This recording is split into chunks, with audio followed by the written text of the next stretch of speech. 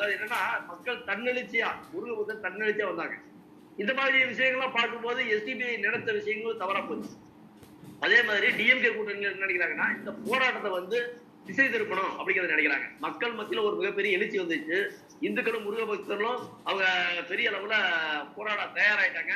தமிழ்நாட்டுல அவங்க நினைத்த மாதிரி ஈவே ராமசாமியோட மண்ணை ஃபுல்லா சொல்லிட்டு இருக்க இடத்துல இந்துக்கள் இந்த அளவுக்கு பெரிய அளவுல வந்துட்டாங்க அப்படிங்கிற திசை திருப்பதுக்காக நிறைய விஷயங்கள் பண்றாங்க. இது வந்து இந்து மக்கள் கட்சி போராட்டம், இது வந்து வேற ஒரு அரசியல் கட்சி போராட்டம், இது வந்து ஒரு கலவரம் பண்றாங்க அப்படின்ற மாதிரி சமூக வலைதளத்துல பல விதமா போட்டு இந்து முன்னணியின் போராட்டத்தை கொச்சப்படுத்துன்னு நினைக்கிறாங்க. கொச்சப்படுத்துறதுன்னா என்ன அப்படின்னா இந்த மக்களை வந்து பிரிச்சு விடணும், இந்துக்களை ஒண்ணு சேர விடாம தடுக்கணும் அப்படிங்கிற மாதிரி எல்லாம் பண்றாங்க. இதுல ஆக்சுவலா என்னன்னா எஸ்டிபிஐக்கு மிகப்பெரிய பாதிப்பு. அதெல்லாம இந்த நவாஸ் கனி இனிமேல் அங்க வந்து வெற்றி பெறுவாரா அப்படிங்கிறது ஒரு பெரிய சந்தேகம். அதே மாதிரி மணப்பாறை எம்எல்ஏ அப்துல் சமது அவங்களும் ஒரு மிகப்பெரிய பாதிப்புக்கு உள்ளாகிறாங்க. இதுல அப்துல் சமதும் அந்த ராமநாதபுரம் பார்லிமெண்ட் மெம்பர் அவர் நவாஸ் கனியும் டிஎம்கே சின்னத்துக்கு ஜெயிச்சாங்க. இந்த பிரச்சனை எடுத்தது எஸ்டிபிஐ. அப்ப இவங்களுக்குள்ள என்ன கண்ணோட்டம்னா அந்த இஸ்லாமிய வாக்குகளை எந்த கட்சி கொண்டு போய் சேர்த்தது, தன்னுடைய கூட்டணியில் கூடிய ஏடிஎம்கே கூட சேர்த்ததா இல்ல நவாஸ் கனியும் அப்துல் சமதும் கூட்டணியா கூடிய திமுக கூட சேர்த்ததா அப்படிங்கிறது அவங்களுடைய நோக்கம். அப்ப அங்க இருக்கக்கூடிய இந்துக்கள் புரிஞ்சுக்கிட்டாங்க, இது நல்லபடியா புரிஞ்சுக்கிட்டாங்க. அப்ப என்ன காரணம் அப்படின்னா இவங்க இந்துக்கள் ஓட்ட ஒரு பெரிய அளவுல ஒரு பெருசா மதிக்கிறது இல்ல. அதனால இதுல இந்த மாதிரியான பெரிய கலவரத்தை கொண்டு வந்து அதுல புழுங்காய நினைக்கிறாங்க. அமைதியா போயிருக்கு திருப்பரங்குன்றத்துல எல்லா பண்டிகைகளும் நல்லபடியா போயிட்டு இருக்கு. கார்த்திகை கொண்டாடுறாங்க, தைப்பூசம் கொண்டாடுறாங்க, பக்னி உத்தரவு கொண்டாடுறாங்க, அமைதியா போயிட்டு இருக்கு. திடீர்னு ஒரு ஆட்டை போய் தோல்ல போட்டு வந்து கோழியை கொண்டு வந்து இந்த நாங்க பலி கொடுப்போம் அப்படின்னு சொன்னா அந்த மதுரையை சுற்றி இருக்கக்கூடிய ஒட்டுமொத்த இந்து சமுதாயத்தையும் பாதிச்சது. அந்த பாதிப்பு தான் அவங்களை என்ன பண்ணுச்சுன்னா போராட கொண்டு வந்துச்சு. இதுக்கு வந்து முழு மூச்சா இந்து முன்னணி வழிகாட்டுச்சு. இந்து முன்னணி என்னன்னா இந்த மாதிரி வந்து போராட்டத்தை அறவழி முறையில கொண்டு வரலாம் அப்படின்னு சொல்லி இந்து முன்னணி வழிகாட்டுச்சு. இந்து முன்னணி வழிகாட்டுதல் பேர்ல மக்கள் எல்லாம் ஒண்ணு சேர்ந்ததுக்கு அப்புறம் இன்றைய சூழ்நிலையில திமுகவும் அஇஅதிமுகவும் இரண்டு பேரும் அங்க இருக்கக்கூடிய இந்துக்கள் ஓட்டை இழந்திருப்பாங்க அப்படிங்கிறது நிதர்சனமான உண்மை. இதான் நடந்துட்டு இருக்குது. இது மட்டும் இல்லாம இன்னும் வரக்கூடிய சூழ்நிலையில இன்னைக்கு கூட இந்து முன்னணி மாநில தலைவர் ஒரு பெரிய அறிக்கை ஒன்று கொடுத்துருக்காங்க. இவங்கெல்லாம் வந்து திசை திருப்புறாங்க, அதாவது இந்துக்களுடைய போராட்டத்தை முருகபக்தரோட போராட்டத்தை கொச்சப்படுத்துறாங்க. இவங்க வந்து அறவழி முறையில போனவங்களை இவங்களை குண்டர்களாகவும் வேற விதமாகவும் சித்தரிக்கிறாங்க, வேற ஒரு அரசியல் கட்சி சார்ந்து போறாங்க அப்படிங்கிற மாதிரி சித்தரிச்சு இந்த போராட்டத்தை நிறுத்தத்துக்கு பாக்குறாங்க அப்படிங்கிற விஷயத்த இன்னைக்கு மக்கள் தொடர்ந்துருக்காங்க. அது மூலயமாக முருக பக்தர்கள் இனி தொடர்ந்து அந்த பகுதியில எந்தவித அந்த முருகன் திருப்பரங்குன்ற மலைக்கு என்ன பிரச்சனாலும் ஒன்னா சேரது തയ്യാറാ இருக்காங்க. യുവരാജ്, ഉത്തരേന്ത്യയിൽ നമുക്കറിയാം ഇതുപോലുള്ള പ്രശ്നങ്ങൾ ബോധപൂർവം ഉണ്ടാക്കാൻ ശ്രമിച്ചതാണ് ഇപ്പൊ പരാജയപ്പെട്ടിരിക്കുക യോഗിയെ പോലുള്ളവർ വന്നതിന് ശേഷം. നോക്കിപ്പോ ദക്ഷിണേന്ത്യ കേന്ദ്രീകരിച്ചാണ് ഇത്തരത്തിലുള്ള മുന്നേറ്റങ്ങൾ അല്ലെ. ഇതിന് മുന്നോടിയായിട്ട് ഇപ്പോ നമ്മുടെ തമിഴ്നാട് ഉപമുഖ്യമന്ത്രി ഉദയനിധി സ്റ്റാലിന്റെ ഒക്കെ പ്രസ്താവനകൾ സനാതന ധർമ്മത്തെ മലയേറിയോടും അതുപോലെ ഡെങ്കുവിനോടൊക്കെ ഉപമിച്ചുകൊണ്ടുള്ള ആ പരാമർശം, കളിയാക്കിക്കൊണ്ടുള്ള ആ പരാമർശം, പിന്നെ ഒരിക്കലും ആ ഒരു പരാമർശം തിരുത്തില്ല എന്ന നിലപാട്, അതിന് സ്റ്റാലിന്റെ പിന്തുണ, മറ്റ് DMK നേതാക്കളും അവരോട് ചേർന്ന് നിന്ന് പ്രവർത്തിക്കുന്നു. അപ്പൊ നോക്കൂ, സ്റ്റെപ്പ് ബൈ സ്റ്റെപ്പായിട്ട് ചില നീക്കങ്ങൾ, മൂവ്മെന്റുകൾ, ഇത് അപകടകരം തന്നെയല്ലേ? അല്ല, ഇത് ഇങ്ങനെ തന്നെയാണ് വലിയൊരു മൂവ്മെന്റ് പോപ്പുലർ ഫ്രണ്ട് എന്നുള്ള നിലയിൽ പണ്ട് ആരംഭിച്ചു വരുന്നത്. കേരളത്തിൽ NDF ആയിരുന്നു, കർണാടകയിൽ മറ്റൊരു പേരായിരുന്നു, തമിഴ്നാട്ടിൽ അതിന്റെ പേര് മനിത നീതി പസരയെന്നോ മറ്റോ ആയിരുന്നു. ഇത് മൂന്നും കൂടി മെർജ് ചെയ്തിട്ടാണ് പോപ്പുലർ ഫ്രണ്ട് എന്ന് പറയുന്ന വലിയൊരു സംവിധാനമായിട്ട് മാറുന്നതും അത് പിന്നീട് എത്ര വലിയ ഒരു ഭീകര പ്രസ്ഥാനമായി മാറിയെന്നും അത് ഇന്ത്യക്ക് പുറത്തു നിന്നുള്ള തീവ്രവാദ സംഘടനകളുമായി വരെ ഏതൊക്കെ തരത്തില് ബന്ധം സ്ഥാപിച്ചുവെന്നും ഒടുവില് ഇന്ത്യ ഗവൺമെന്റിന് ആ പറയുന്ന ഭീകരവാദ പ്രസ്ഥാനത്തിനെ, കേരളത്തിലും തമിഴ്നാട്ടിലും കർണാടകത്തിലുമായി ആരംഭിക്കപ്പെട്ട ഒരു ഭീകരവാദ പ്രസ്ഥാനത്തിനെ നിരോധിക്കപ്പെടുന്ന ഒരു സാഹചര്യത്തിലേക്ക് കൊണ്ടെത്തിക്കേണ്ടുന്ന ഒരു സാഹചര്യം വരെ ക്രിയേറ്റഡ് ആയി എന്നുള്ള കാര്യമൊക്കെ നമ്മൾ കണ്ടത് തന്നെയാണ്. അപ്പോ ഇത്തരം മൂവ്മെന്റുകളെ നമ്മൾ ചെറുതായിട്ട് മാത്രം കാണുന്നത് കൊണ്ട് കാര്യമല്ല. അതെങ്കിലും ഒറ്റപ്പെട്ട സംഭവമായിട്ടോ ഏതെങ്കിലും ഒരു ഭാഗത്ത് മാത്രം നടക്കുന്ന ഒരു വിഷയമായിട്ടോ മാത്രം കണ്ടിട്ട് കാര്യമില്ല.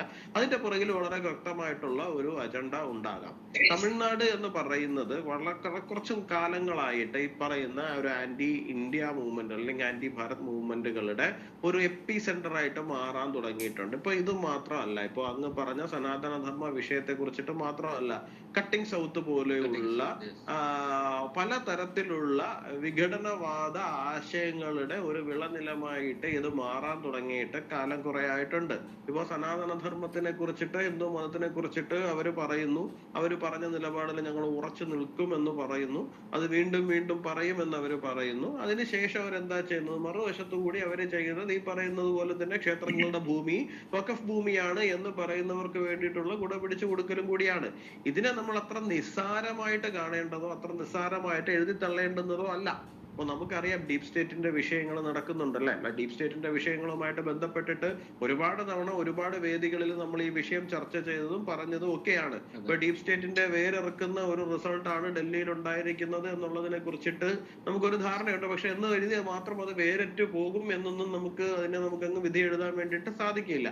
ബൗദ്ധികമായിട്ട് അവർ പലതരത്തിലുള്ള കാര്യങ്ങളുമായിട്ട് അവർ വരുന്നുണ്ട്. അതിന്റെ ഏറ്റവും ഖലിസ്ഥാൻ ഈ പറയുന്ന വിഘടനവാദത്തിന്റെ ഒരു പ്രഭവ കേന്ദ്രമാണ് എന്നുണ്ടെങ്കിൽ തമിഴ്നാട്ടിലേക്ക് വരുമ്പോൾ അത് മറ്റൊരു രൂപത്തിലും മറ്റൊരു ഭാവത്തിലും അത് നിൽക്കുന്നുണ്ട്.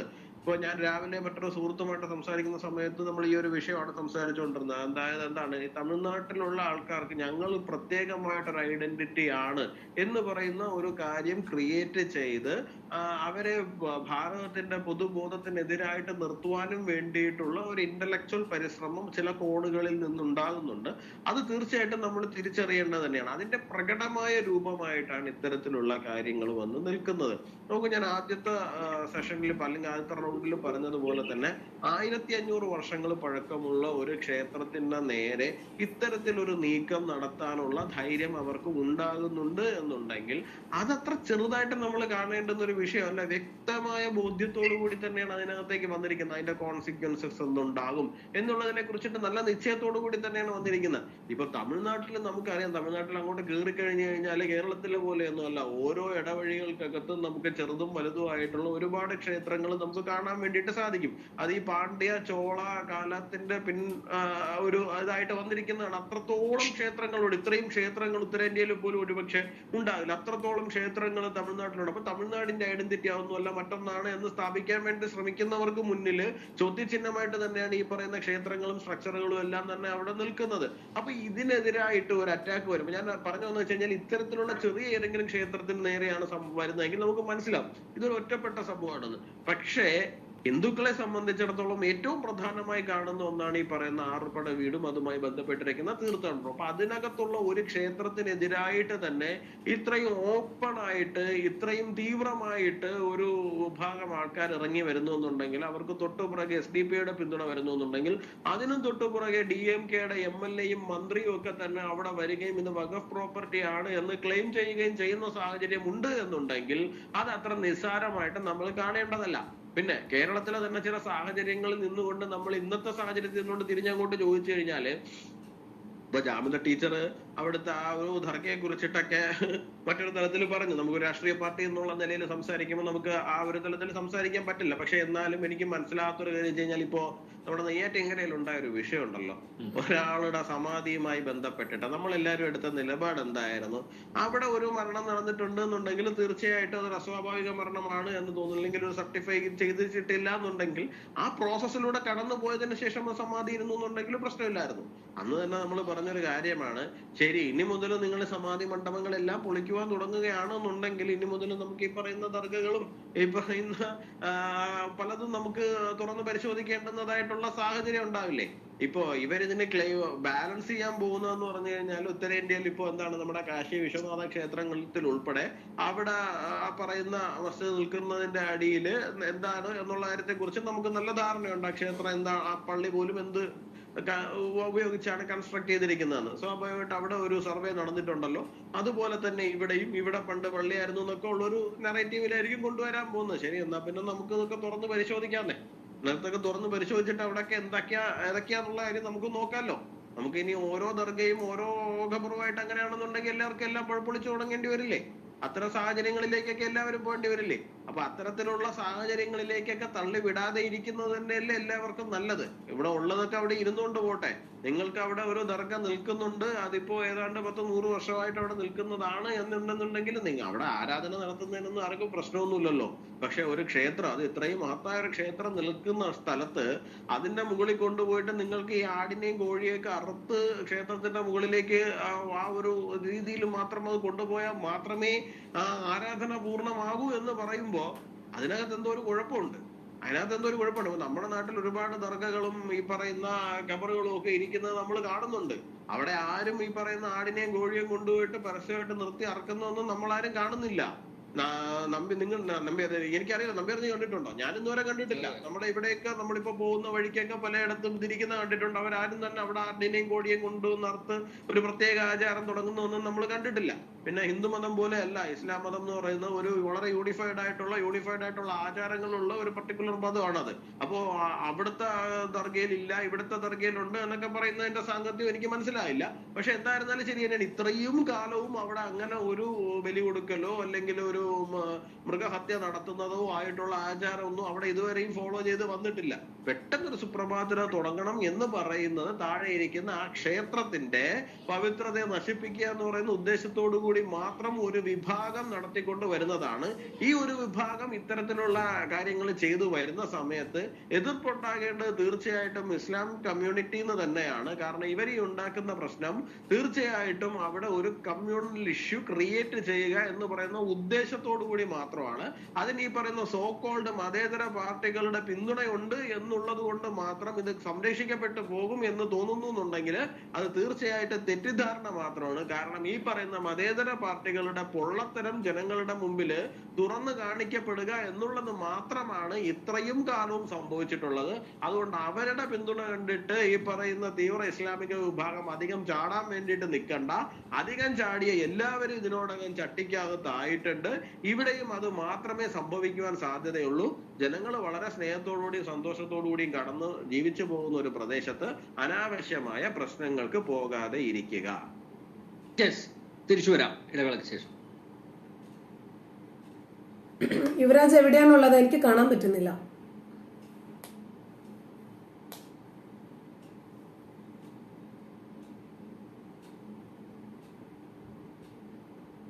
എനിക്കും കാണാൻ പറ്റില്ല. എന്താണെന്ന് അറിയില്ലല്ലോ. ഞാനും നോക്കി, ചിലപ്പോ വോയിസ് മാത്രം കൊടുക്കായിരിക്കും. എവിടെയുള്ള യാത്രകളോ മറ്റോ ആയിരിക്കും. സാർ ഇപ്പൊ എവിടെയാ ഉള്ളത്? ഞാൻ തൃശ്ശൂര്. തൃശ്ശൂരൊക്കെ. ഞാൻ കോഴിക്കോട്. എനിക്കറിയാം. ഓക്കെ.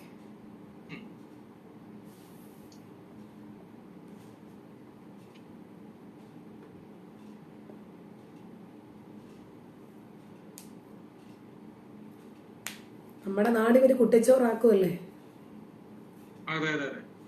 ചോറാക്കി കഴിഞ്ഞു. നിങ്ങളൊക്കെ എങ്ങനെ ജീവിക്കുന്നു എന്ന് ഓർത്ത് ഞങ്ങളുടെ നെഞ്ച് എപ്പോഴും ഇടിക്കാറുണ്ട്. വലിയ ബുദ്ധിമുട്ടാണ് ഇപ്പൊ അവിടെ ജീവിച്ചു പോകാൻ.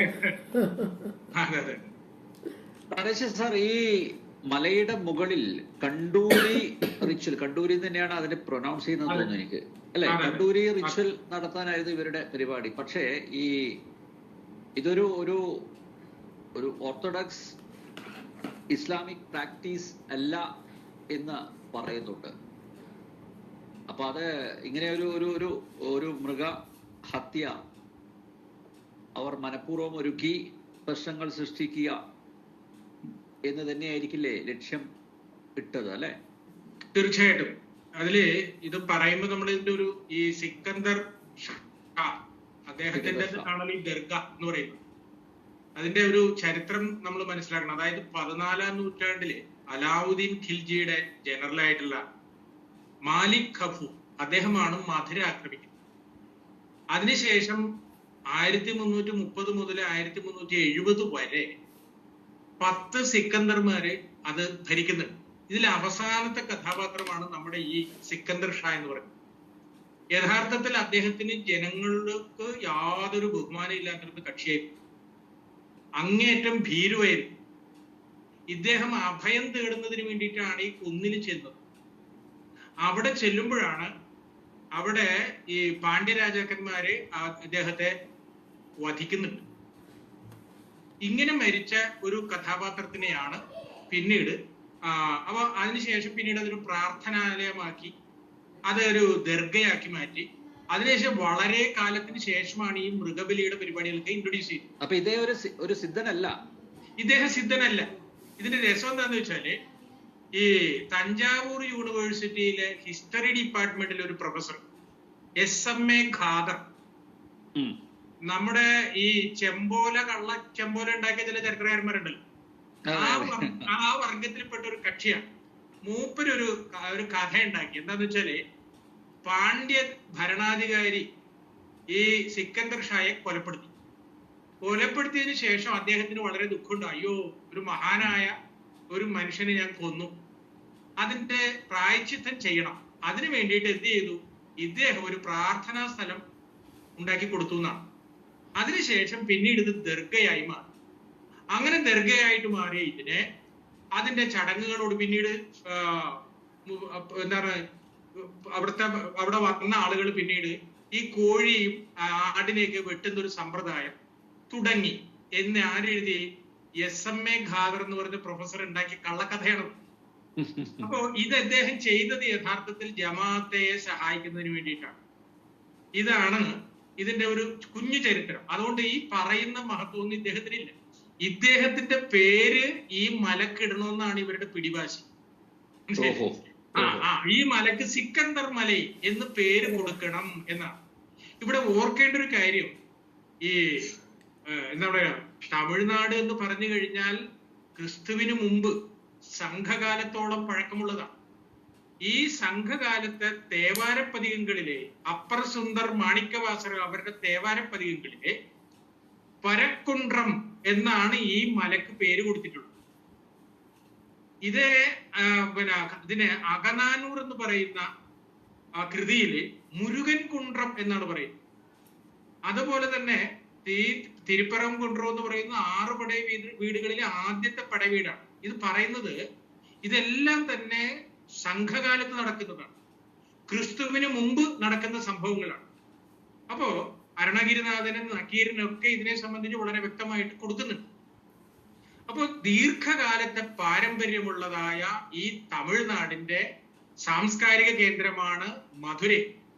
മധുരയുടെ ഒരു പ്രത്യേകം നമുക്കറിയാം, മീനാക്ഷി ക്ഷേത്രം അവിടെയാണ്, ജല്ലിക്കെട്ടിന്റെ സ്ഥലമതമാണ്. 6 പടയ വീടുകളിൽ 2 പടയ വീടുകൾ പഴമതിർച്ചോലയും തിരുപ്പറംകുണ്ട്രവും മധുരയാണ്. അപ്പോൾ മധുര നശിപ്പിക്കേണ്ടത് ഈ രാജ്യത്തിനെ നശിപ്പിക്കേണ്ടവരുടെ ആവശ്യമാണ്. ഇത് DMKയുടെ കൂടി ആവശ്യമാണ്. DMKയുടെ കഥകൾ നേരത്തെ പറഞ്ഞിരുന്നു. DMKയുടെ കൂടി ആവശ്യമാണ് ഈ പാരമ്പര്യത്തെ ഇല്ലായ്മ ചെയ്യണമെന്നുള്ളത്. തമിഴ് പാരമ്പര്യത്തിന് ഏറ്റവും കൂടുതൽ വെറുത്തിരുന്ന ഒരു മനുഷ്യനാണ് പെരിയാർ എന്ന് പറഞ്ഞ് എന്താ പറയാ എഴുന്നള്ളിച്ച് നടക്കുന്ന ഒരു വിദ്വാൻ. അദ്ദേഹം തമിഴർക്കെതിരായിരുന്നു, അദ്ദേഹം തമിഴ് സംസ്കാരത്തിനെതിരായിരുന്നു. പിന്നെ ഈ തരത്തിലുള്ള പരിപാടി തുടങ്ങിയത് ഇന്നലെ തുടങ്ങിയതല്ല. തിരുക്കുറൾ എന്ന് പറഞ്ഞ തമിഴ് മാമറൈ എന്ന് പറയുന്ന തമിഴ് ജനത വേദമായി കരുതുന്ന ഈ തിരുക്കുറളിനെ ഇവര് പറഞ്ഞ പേര് തിരുഖുറാൻ എന്നാണ് അത്രേ.